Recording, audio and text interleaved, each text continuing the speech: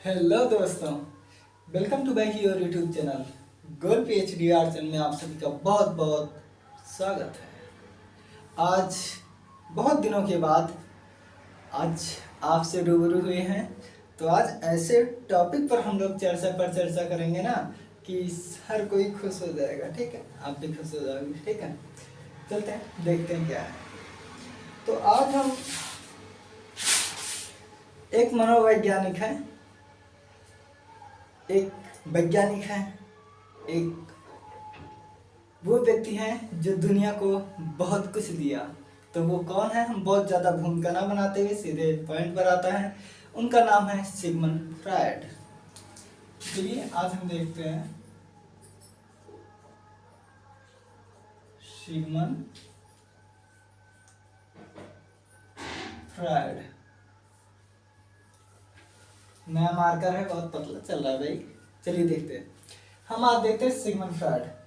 Sigmund Freud के विषय में जब पढ़ते हैं तो इनका जन्म जान लेना बहुत आवश्यक हो जाता है। क्या जन्म?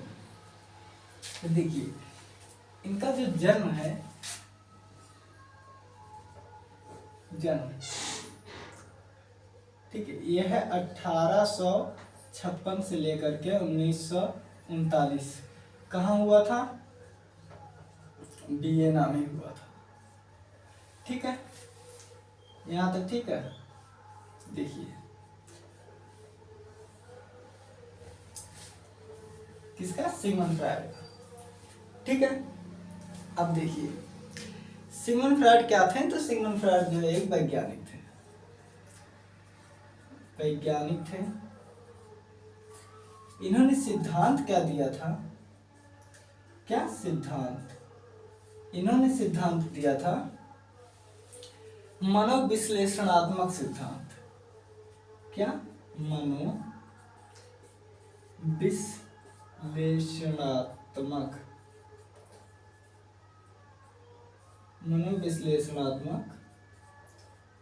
सिद्धांत इन्होंने दिया था। यहाँ तक ठीक है। मनोविश्लेषणात्मक सिद्धांत इन्होंने दिया था। ठीक है, मोस्ट इम्पोर्टेंट। अब हम इनका जन्म जान गए। जन्म कब हुआ था? जन्म 1856 ईस्वी में जन्म हुआ था और इनका जो मृत्यु हुआ था वो 1939 में हुआ था। कहाँ हुआ था? वियना में हुआ था। यहाँ तक शुरू।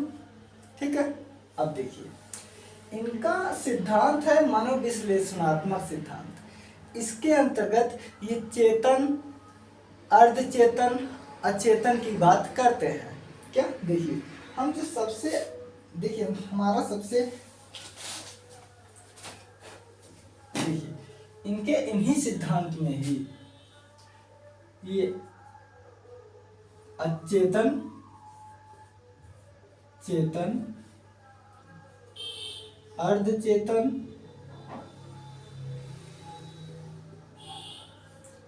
व अचेतन, अचेतन को ही अवचेतन भी कहते हैं।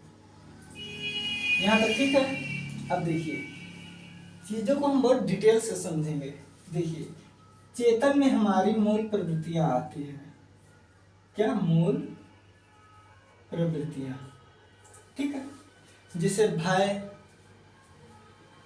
क्रोध, ईर्ष्या, दुख, ये सब आती है। ठीक है, की पॉइंट की मैं चर्चा भी कर रहा हूं। और अर्धचेतन में क्या होता है? अर्धचेतन में वास्तविकता आता है। जैसे यहां हम लिख देंगे वास्तविकता, व मूल प्रवृत्ति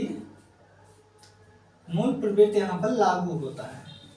ठीक है, देखिए आपकी मूल प्रवृत्ति एक जगह है और दूसरा वहां पर लागू होता है। और ये जो तीसरा है ना, ये स्वप्न की बात करता है। स्वप्न मतलब जो संभव ना हो। क्या? जो संभव ना हो। तो अब देखिए सिगमंड फ्रायड इन तीनों में से सबसे अधिक जो ये जोर देते हैं, सबसे अधिक वो देते हैं अचेतन या अवचेतन मन पर। ठीक है, फिर इसको जो है 3 भागों में बढ़ता है। पहला है इड, दूसरा है ईगो, तीसरा है सुपर ईगो। यहां तक ठीक है। Id, ego, super ego. Hindi में इसे कहेंगे इदम अहम पराहम। इसे कहेंगे इदम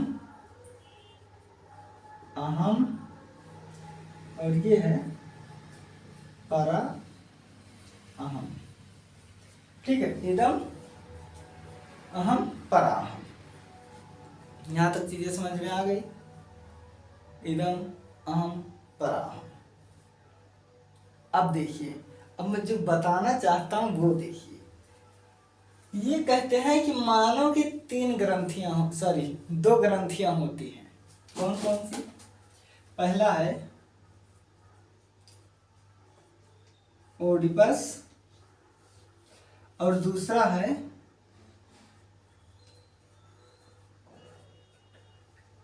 इलेक्ट्रा। ठीक है, पहला है ओडिपस और दूसरा है इलेक्ट्रा। ये क्या है? ये है ग्रंथि।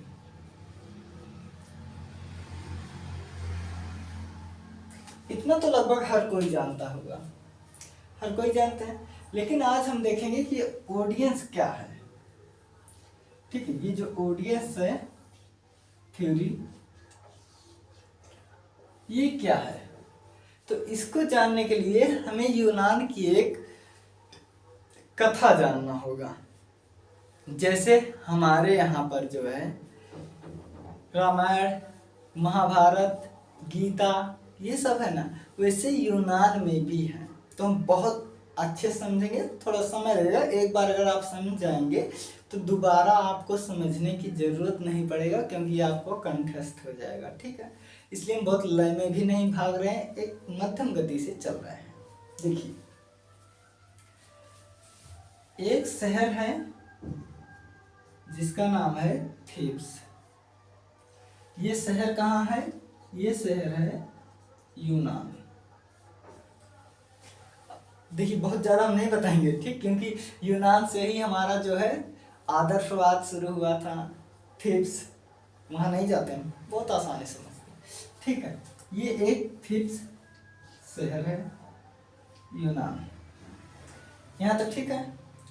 अब देखिए कहानी कहाँ मोड़ लेती है। यहाँ एक राजा थे और एक रानी। ठीक है, राजा का क्या नाम था? राजा का नाम था किंग लायस। राजा का नाम था किंग लायस। ठीक, और रानी का नाम था, क्या नाम था आप बताओ? रानी का क्या नाम था? रानी का नाम था जयकोष्टा। जयकोष्टा। ठीक है, क्या रानी का नाम था? जयकोष्टा। जयकोष्टा, कहीं कहीं पर जो है जयकोष्टा ऐसे लिखा होगा और कहीं कहीं ऐसे भी लिखा होता है जयकोष्टा। ठीक है, तो देखो ये हो गए राजा, देखिए ये हो गए राजा और ये हो गई रानी। इन दोनों से एक पुत्र की प्राप्ति हुई, जिस पुत्र का नाम था ओडियस, ओडिपस। क्या नाम था इसका? नाम था ओडिपस। यहां तक ठीक है। थेब्स शहर के राजा थे। ठीक है, राजा थे जिनका नाम था किंग लायस, और वहां की रानी थी जिनका नाम था जयकोष्टा। क्या? जयकोष्टा।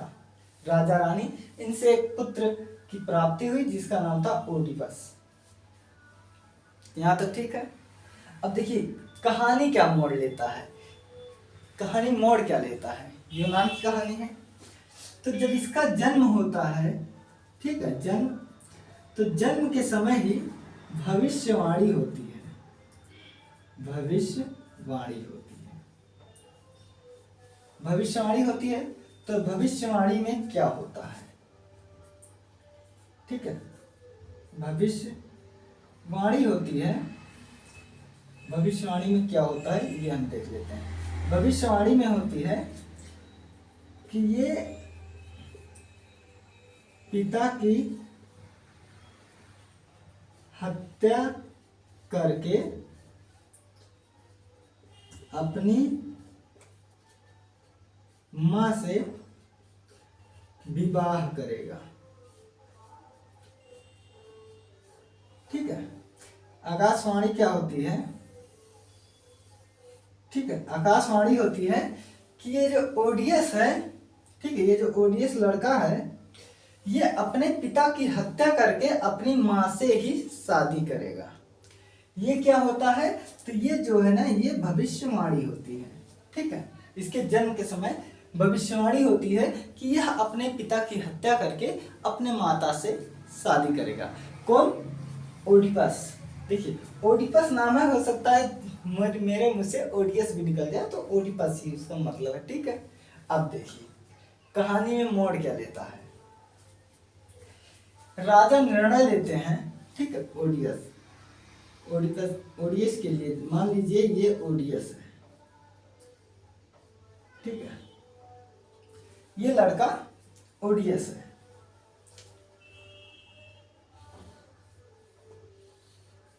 अब इसके पिताजी क्या कहते हैं? पिताजी अपने सैनिक से कहते हैं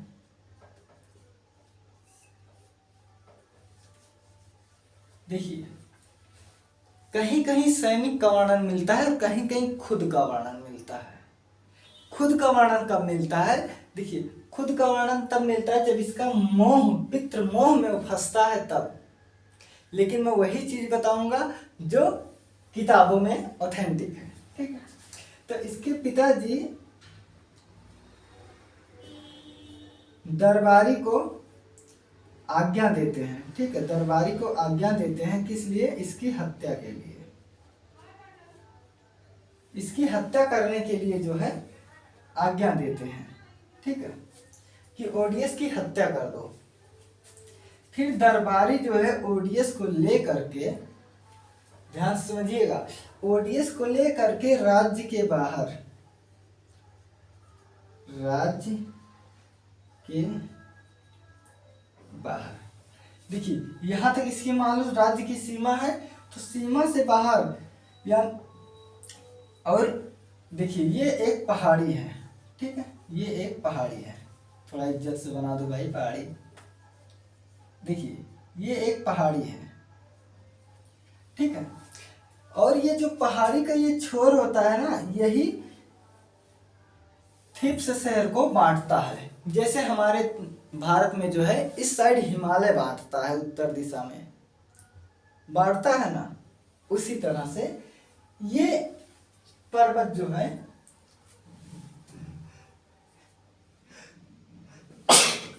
सॉरी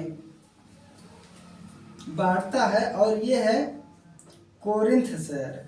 क्या? कोरिंथ शहर। देखिए इस साइड है, ये बॉर्डर है। ठीक है, इस साइड है कोरिंथ शहर और इस साइड है थीप्स शहर। तो राजा ने कहा था कि इसकी हत्या कर दो, दरबारी से हत्या कर दो, राजा ने कहा था। तो इसने अपने राज्य के बाहर लेकर गया और यहाँ पर कुछ चरवाहे लोग होते थे, ठीक है, जो भेड़ और चराते हैं। ठीक है, भेड़ और जो चराते हैं इनको दे दिया। ठीक है, इनको दे दिया।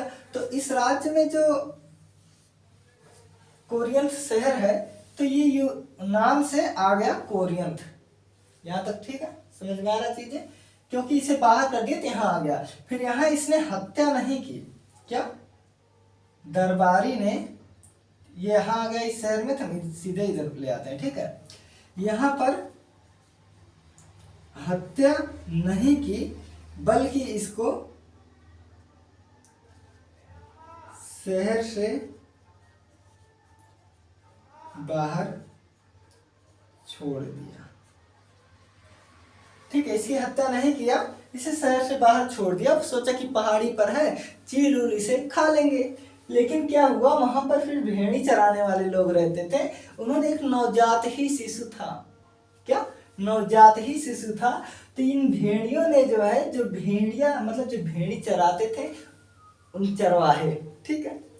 चरवाहों ने इस बच्चे को देखा, क्योंकि देखिए उस समय ओडियस जो है ना, उस समय ओडियस सिर्फ एक बच्चे ही थे, ठीक है, एक छोटा सा बच्चे थे ओडियस। तो ले लिया और इसका 20 साल तक लालन पालन किया, और आज ये बच्चा जो है बड़ा हो गया। ये बच्चा बड़ा हो गया तो यहाँ भी आकाशवाणी हुई क्या कि यही कि ये बच्चा जो है अपने पिता की हत्या करके अपने माँ से शादी करेगा। 2 बार आकाशवाणी हुई, एक बार तो जन्म के समय ही आकाशवाणी हुई, और एक बार जब ये 20 साल हो गया, बड़ा हो गया, तब जो है आकाशवाणी हुई। यहाँ तक ठीक है कि ये अपने पिता की हत्या करके अपनी माँ से शादी करेगा। यहाँ तक ठीक है। तो ये बच्चा जो है पुनः यहाँ से, ये बॉर्डर है, ठीक है, इस तरफ कोरियन शहर है, इस तरफ थीब्स है। तो ये बच्चा घूमते हुए यहाँ बॉर्डर पर आया। देखिए बचपन में ही इसकी कहानी हुई थी, ये सब जो कहानी घटित हुई थी घटना। अब ये जवान हो गया, इसे कुछ भी नहीं मालूम है, इसे यही मालूम है कि मैं एक भेड़ चरवाह का लड़का हूँ। इसे इन राजा रानी से कोई मतलब नहीं है, लेकिन इसके अंदर राज्य विस्तार की जो है लालसा है। क्या? राज्य विस्तार की लालसा है। कहा जाता है ना कि जरूरी नहीं है कि राजा का बेटा ही राजा हो, ठीक है। देखिए ये लड़का पुनः यहाँ बॉर्डर पर एक दिन आता है, और यहीं पर जो है किंग लायस आते हैं। एक दूसरे को मालूम नहीं कि मेरा पुत्र है, और ये इस राज्य में जाना चाहता है, लेकिन इन्होंने जो है मना करते हैं राजा, इसलिए ये यहाँ पर युद्ध होता है दोनों में, और यहाँ पर किंग लायस मारे जाते हैं, ठीक है। राजा मारा गया, ठीक है, किंग लायस जो है मारे गए। अब बचा कौन? जयकोष्टा, इसकी माँ। तो देखिए जब राजा मर गया तो सिंपल सी बात है, किसी न किसी के इस पर आधिपत्य होगा, आधिपत्य होगा ना किसी न किसी का। तो अब जब इस राजा ने मर गए, ये राजा, तो यहाँ एक रानी थी, ठीक है, स्फिंक्स नाम की। स्फिंक्स से आपको एक चीज और याद आता होगा कि जो पिरामिड है वहां की, मिस्र की पिरामिड, मिस्र की पिरामिड जो है, यहाँ छोटे वाले पिरामिड को जो है स्फिंक्स कहते हैं। देखिए नाम आ गया इसलिए मैं बता दिया, आप कंफ्यूज मत होइए, इसलिए छोड़ो, ठीक है। यहाँ ये एक रानी थी। रानी क्या करती थी? रानी जो है पहेलियां पूछती थी, और जो पहेलियों का जवाब, ठीक है, जो पहेली का जवाब नहीं दे पाता था उसको ये मृत्यु दंड देती थी। कौन? स्फिंक्स रानी, जो इस राज्य पर इनका राज हो गया था, इस राज्य पर इनका राज हो, यानी कि ये अब इस राज्य की इनके मरने के बाद इस राज्य का राजा या रानी जो कुछ है, कौन थी? स्फिंक्स। यहाँ तो ठीक है। इनका सिस्टम था कि जो आता था उससे ये एक प्रश्न पूछती थी, पहेली पूछती थी, जो उसका उत्तर नहीं दे पाता था उसे मृत्यु दंड दे देती थी। और लगभग जितने भी ये पूछती थी, कोई आज तक उत्तर नहीं दे पाता था तो सबको मरवा देती थी। तो यहीं पर आया ए ओडियस, ठीक है, यहीं पर ओडियस आया जब, तो इसने जवाब दे दिया। क्या जवाब? सही दिया। जब जवाब सही दिया तो रानी ने सोची हमने कितना हत्या किया, मैं कितनी हत्या की हूँ, कि जो गलत जवाब देता था उसको मैं मृत्यु दे देती थी। तो यही नियम मुझ पर भी लागू होना चाहिए कि आज मेरी हार हुई है और ये लड़का जो है जीत गया है, तो मुझे भी आत्महत्या कर लेनी चाहिए। और यहाँ भी ये रानी आत्महत्या कर लेती हैं।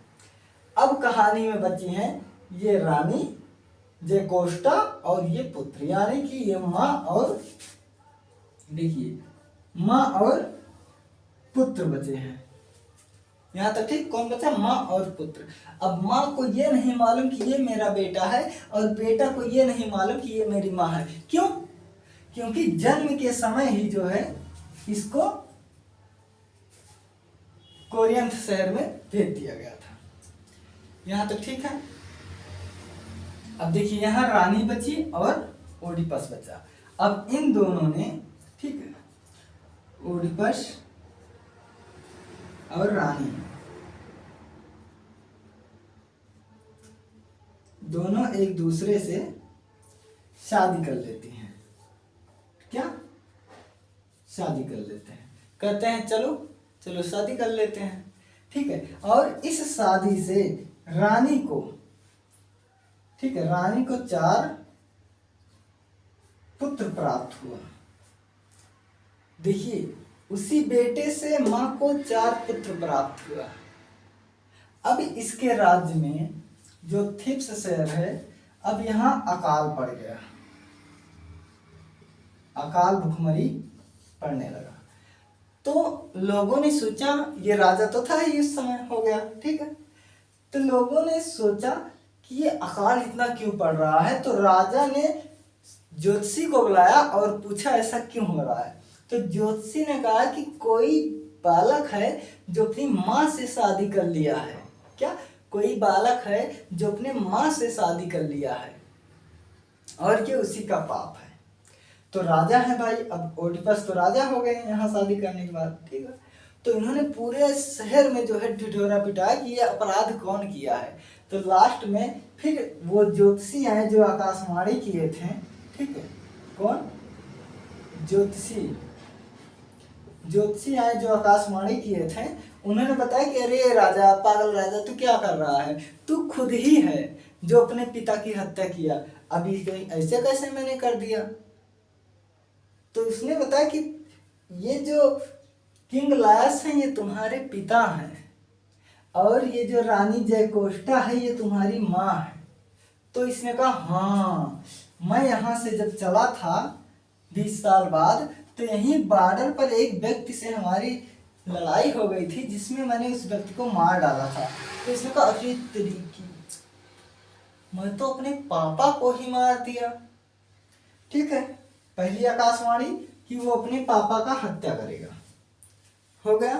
दूसरी आकाशवाणी अपने माँ से शादी करेगा, ठीक है, अपनी माँ से विवाह करेगा, शादी करेगा। अब यहाँ शादी विवाह भी कर लिया, 4 पुत्र भी इसके हो गए। अब पश्चाताप तो होगा ही, संताप तो होगा ही, होगा ना? बिल्कुल होगा। तो यहाँ इसकी माँ को जब पता चला कि अरे मैं तो अपने पुत्र से शादी कर ली हूँ, तो माँ ने जो है फांसी लगा ली। यानी कि माँ फांसी लगा करके ये जो है मर गई। अब बचा ओडियस। ओडियस ने अपना आंख जो है फोड़ लिया, आंख अंधा कर लिया। बल्कि देखिए गलती किसी की नहीं है। क्या? गलती किसी की नहीं है। तो यहाँ पर निष्कर्ष क्या निकला? क्योंकि देखो ये बच्चा को भी नहीं मालूम था कि ये मेरी माँ है, बहुत छोटा था। माँ को भी नहीं मालूम था, पिता को भी नहीं, क्योंकि ये तो इसे मारने के लिए दिए थे ना इसके पिता। लेकिन दरबारी ने छोड़ दिया इस पर तरस खाकर। तब 20 साल बाद इसने मार दिया और माँ से शादी किया, 4 बच्चे हुए। ये कहानी घटना घटित हुई। अब क्या हुआ यहाँ पर? ओडिपस जो है इसका निर्णय क्यों? ओडिपस क्यों? ओडिपस ग्रंथ ही क्यों पढ़ा? तो यहाँ हमारे जो सिमन फ्रायड जी कहते हैं कि यहाँ एक दूसरे माँ और पुत्र को कोई संबंध ज्ञात नहीं था। तो यहाँ जो अर्थ निकला, ठीक है, हम नोट करके बता दें। यहाँ जो अर्थ निकला वो ये निकला कि अगर संबंध ज्ञात ना हो तो सेक्स या काम, ठीक है, सेक्स या काम, अगर संबंध ज्ञात ना हो, सेक्स या काम होना स्वाभाविक है, स्वाभाविक है। अब पूछो कैसे, पूछो कैसे। देखिए अगर रिश्ता मालूम ना हो, ठीक है, अगर रिश्ता मालूम ना हो तो ऐसे स्वाभाविक चीजें हो जाएंगी। तो यहाँ ना तो ओडिपस की गलती है, ना उसकी माँ की, ना उसके पिता की, क्योंकि किसी को मालूम नहीं था कि ये मेरा पुत्र है। तो ओडिपस ग्रंथ यही करती है। देखिए ओडिपस ग्रंथ का अर्थ क्या है। ओडिपस यहाँ क्या हुआ था, ये लड़का है, ये माँ है, तो इसका ये अर्थ है कि बालक माँ के प्रति प्रेम प्रकट करता है, ठीक है। और ये जो इलेक्ट्रा ग्रंथि है, ये है कि पुत्री पिता के प्रति प्रेम प्रदर्शित करती है, ठीक है। देखिए इलेक्ट्रा ग्रंथि लड़कियों में पाई जाती है, ठीक है, और ओडिपस ग्रंथ बालकों में, लड़कों में पाई जाती है। अब यहीं से ये चीजें आई हैं। जब हम लोग युवा अवस्था पढ़ते हैं तो वहां एक चीज पढ़ते हैं कि विपरीत लिंगी आकर्षण। क्या? विपरीत लिंगी आकर्षण, यानी कि लड़का जब जवान होता है, लड़का लड़की, तो लड़का लड़की की तरफ खींचता है, लड़की लड़का की तरफ, होते हैं ना।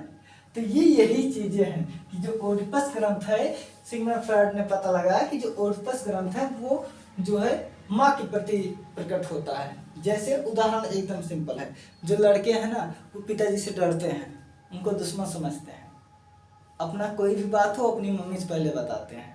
और यही सेम उल्टा होता है, लड़कियां जो है मम्मी को दुश्मन समझती है, पिता को बताती हैं। तो ये चर्चा किए थे सिगमंड फ्रॉइड। एक बार हम रिवीजन कर लेते हैं। सिगमंड फ्रॉइड का जन्म 1856 ईस्वी में, मृत्यु 1939 ईस्वी में वियना में हुआ था, ठीक। ये एक मनोवैज्ञानिक थे जिन्होंने मनोविश्लेषणात्मक सिद्धांत प्रतिपादन किया था। इसके बाद ये चेतन, अर्धचेतन, अचेतन की बात करते हैं। चेतन मूल प्रवृत्ति पर बात करती है, अर्धचेतन वास्तविक इच्छाओं पर बात करता है, और जो अचेतन है स्वप्न पर बात करता है, या ऐसे चीज जो असंभव है, ठीक है। अब ये देखिए बीएड में तो ये कहा जाता है कि ये जो है चेतन पर चर्चा ही नहीं करना चाहते, ठीक है, ये अचेतन पर चर्चा करते हैं। तो जो अचेतन करते हैं तो यहाँ तीन होता है। एक होता है इड, ईगो, सुपर ईगो, जिसे इदम, अहम, परा अहम कहते हैं। यहाँ तक ठीक। अब ये ग्रंथि है ओडिपस ग्रंथि और इलेक्ट्रा ग्रंथि। तो ओडिपस की शुरुआत कहाँ से? तो ओडिपस नामक जो है बालक था, यूनान की ये पटकथा से लिया गया है। अब एक चीज मैं और बता दूं इसी दोनों से, जब ओडिपस की बात हुई है तो मैं बता दूं, ब्लैक बोर्ड तो व्हाइट बोर्ड तो भर गया, लेकिन यहीं पर बता दे रहे हैं, इतना दूर में। एक ग्रंथ है ओडिसी और इलियड, ओडिसी और